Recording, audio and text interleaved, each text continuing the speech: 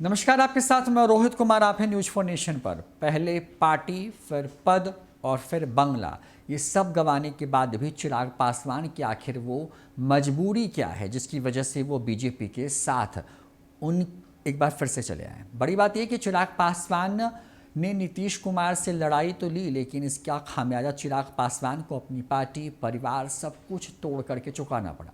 चिराग पासवान के हाथ से उनके पिता का बनाया गया बंगला, जो कि लोजपा की पहचान था, वो भी जब्त हो गया। आखिर चिराग की मजबूरी क्या है, या फिर चिराग के पास कोई नई उम्मीद है जिसके सहारे चिराग पासवान ने फिर से एक बार नीतीश कुमार के खिलाफ लड़ाई लड़ने के लिए बीजेपी का साथ चुना है। बिहार में सियासी बदलाव के बाद नवंबर में 2 विधानसभा सीटों पर 3 तारीख को उपचुनाव हो रहे हैं। उपचुनाव में अपनी जीत को लेकर के राजनीतिक दलों ने अपनी पूरी ताकत झोंक दी है।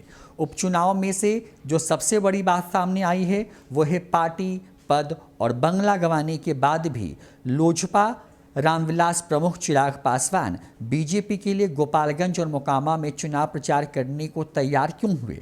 उनके इस फैसले के बाद बिहार में इस बात को लेकर के चर्चा तेज हो गई है कि सब कुछ खोने के बाद भी वो अब भी बीजेपी से अलग क्यों नहीं हो पा रहे हैं। चिराग पासवान के मुताबिक बीते शनिवार को चिराग पासवान की केंद्रीय गृह मंत्री अमित शाह से लंबी बातचीत हुई, जिसके बाद उन्होंने गोपालगंज और मोकामा में उपचुनाव में प्रचार करने का बीजेपी के पक्ष में फैसला लिया। एनडीए का हिस्सा बनेंगे, इस सवाल पर चिराग ने फिलहाल चुप्पी साध ली है। हाँ, वो ये कहते ज़रूर नजर आते हैं कि उपचुनावों के बाद एक बार फिर से केंद्रीय गृह मंत्री अमित शाह और प्रधानमंत्री नरेंद्र मोदी के साथ उनकी मुलाकात होगी, जिसके बाद आगे किन शर्तों के साथ वो एनडीए में चलेंगे, इस पर बात होगी। चिराग पासवान के बयान के बाद ये साफ हो गया है कि उनकी बीजेपी से रिश्ते पहले से ज़्यादा मधुर हो गए हैं। दोनों की ये दोस्ती बिहार की राजनीति में एक नई पटकथा लिख रही है। लेकिन बिहार में अब बदले राजनीतिक समीकरण में सूत्रों का कहना है कि चिराग पासवान के लिए जितनी ज़रूरत बीजेपी की है, उतनी ही ज़रूरत बीजेपी को भी चिराग पासवान की है। चिराग पासवान ने बीजेपी से साथ नहीं मिलने के बाद खुद को अपने पिता रामविलास पासवान का सियासी उत्तराधिकारी के तौर पर स्थापित किया। बिहार में करीब 6% पासवान मतदाता हैं, जिन्हें एलजेपी यानी कि चिराग पासवान की अगुवाई वाली पार्टी का हार्डकोर वोटर माना जाता है। इसी वोटरों के सहारे बीजेपी अपनी राह आसान करना चाहती है। शायद यही वजह है कि इन्हीं वोटरों को अपने साथ करने के लिए चिराग की पूछ बीजेपी में बढ़ गई थी, तो इधर महागठबंधन की परेशानी बढ़ गई है। दरअसल ये 6% वोट बैंक एक मुश्त आता है। चिराग या लोजपा जिसके साथ होती है, ये वोट बैंक उसी के साथ जाता है। अब याद कीजिए, साल 2020 का विधानसभा चुनाव, जब नीतीश कुमार के खिलाफ चिराग पासवान ने उन सभी सीटों पर अपने उम्मीदवार उतारे थे जहां से जदयू चुनाव लड़ रही थी। जदयू ने जिन जिन सीटों से चुनाव लड़ा, उनमें से अधिकांश सीटें जदयू हार गई, और उसके पीछे की जो वजह थी वो चिराग पासवान थे।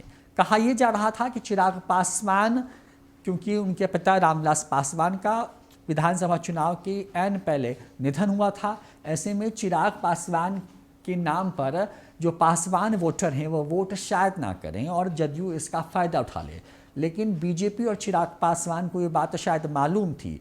यही वजह थी कि नीतीश कुमार जिन जिन सीटों से चुनाव लड़े, उन सीटों पर चिराग पासवान ने अपने प्रत्याशी उतार करके जदयू को अच्छा खासा डैमेज किया और जदयू 3 नंबर की पार्टी बन गई।